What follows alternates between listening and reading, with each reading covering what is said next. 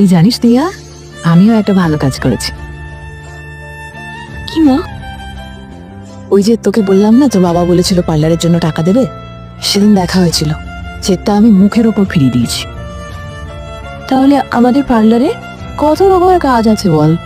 এই ধর, অনলাইনে ব্যবসা করব, বা লোকের বাড়ি বাড়ি ঘুরে আমি পার্লারের কাজ করতে পারি।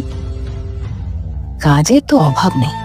আমি তো ভেবেছি জীবনে যাই হয়ে যাক, অন্যায়ের সঙ্গে আপোষ আমরা কোনোদিন করব না। মনে আছে, তুই শুধুমাত্র অন্যায়ের সঙ্গে আপোষ করবো না বলে একদিন আমি একা তোকে কোলে নিয়ে তোর বাবার বাড়ি থেকে বেরিয়ে পড়ছিলাম। কাউকে ভয় পাইনি, বাঁচতে তো পেরেছি। বাকি জীবনটাও মায়েতে মেয়েতে দুজনে মিলে করে নেব। ঠিক পারবো? কি বলিস? একটা জিনিস জিজ্ঞেস করব? বলো।